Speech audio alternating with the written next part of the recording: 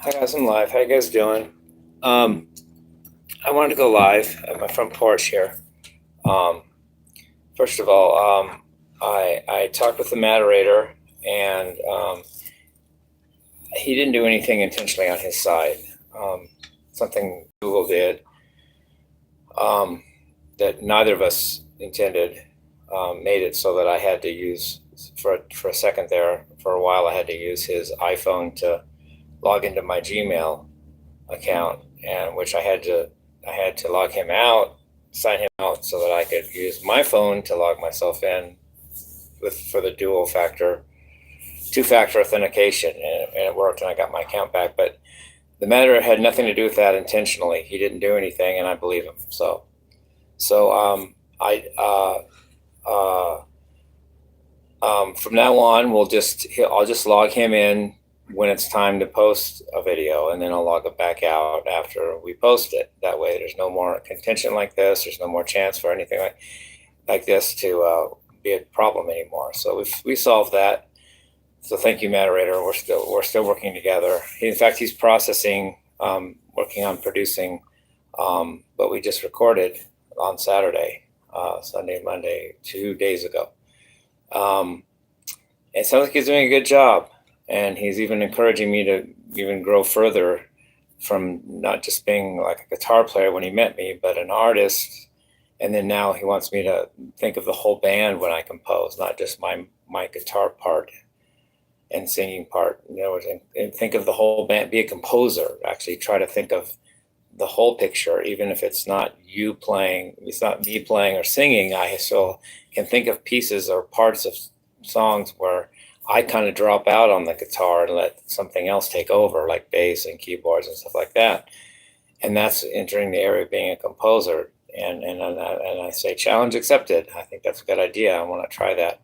He likes when I end songs, I just kind of go down, I kind of take a step back, and it's kind of low key, and I just hit a few tings and in the song.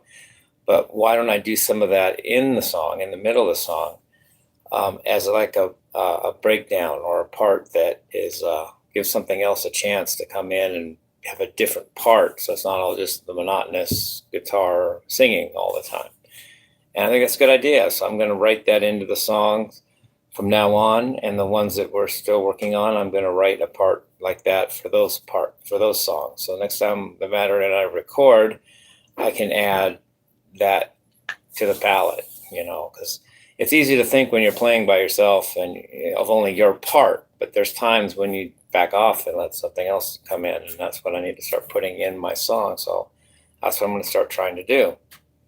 So sorry for the, I was only going with my feelings at the time, and I didn't know, I hadn't heard from the moderator, and I didn't know, I didn't at the time. I was just going with the flow. I have Asperger's syndrome, so I'm very gullible. I'm very swept away by whatever.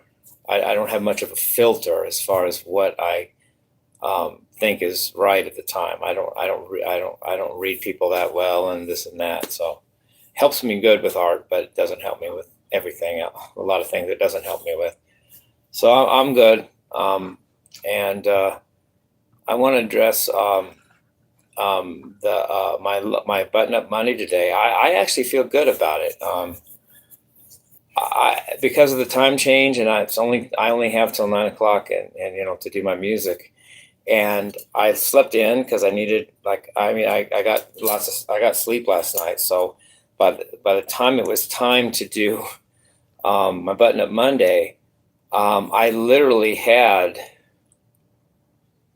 45 minutes or less to actually do everything I needed to do for that button up Monday. I had 45 minutes or less to get dressed, hear the song, learn it, perform it, post it. And apologize for the little missteps I took, because I only heard the song twice through, and then it was time to play it and all that. So I apologize for my missteps. In fact, I learned how to play it better by watching my video of me doing it over and over. That's what I did. I get the chords more down. But if you step back from that, step back from the the little missteps I took. First of all, I correct myself every time, at least enough to keep the song going, LOL. And I play it with what I think I play it with passion. I think I enjoy the feeling I get when I listen to it, and I felt like I played it with passion. I think that's as important as just playing the notes right and having the chords down and worshiping the status quo and the gatekeepers of scorpions. It's just as valid just to play it from my heart and hear what it makes the audience feel.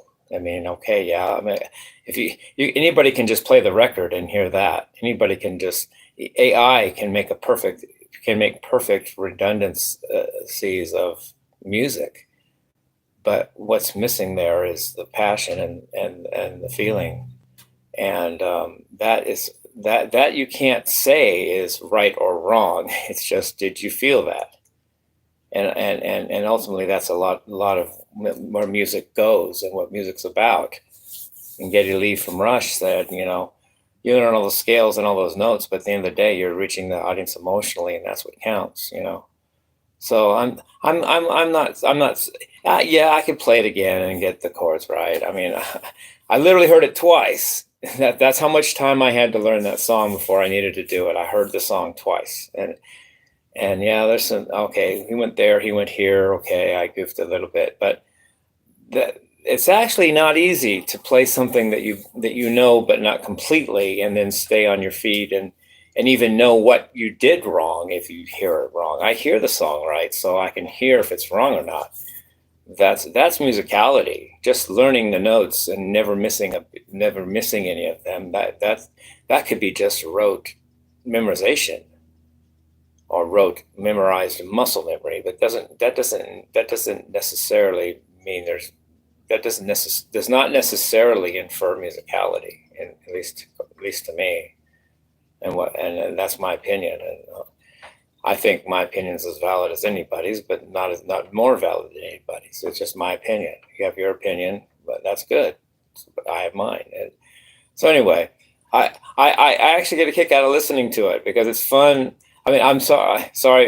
I think it's fun to watch me stumble a little bit, but then get back on my feet and just hear the feeling I give to the music. I think that's more where I'm going, more than just, oh boy, I just played that perfectly, didn't I?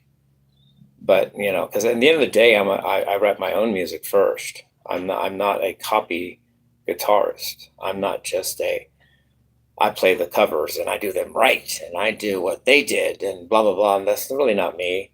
But yet I do love other people's music, and I do respect it, and I try to feel it and do it justice. Even though there's always going to be somebody that doesn't like it, but that's their opinion. That's their right, and that's cool. But here's an idea: if you don't like it, don't watch it. Just don't click on it, and then you have to give me a negative comment or whatever. Because if you don't like it, then I don't know. I'm not telling you what to do, though. Haters, do you? But anyway. So I deleted. Yes, I did delete the video where I talked about the matter. That issue got cleared up, so I no longer have that. That is no longer my current truth. So I deleted it. I know that there's always the Kais and all that and the Pudges to document everything I did, but it no longer belongs on my channel, so I deleted it. So there's that. And having said that, I do love "Wind of Change" by Scorpions. The way they wrote that, is just beautiful. Someone's going to hate me for even saying that. How dare you even mention them? Well, I'm sorry. Sorry, but not sorry.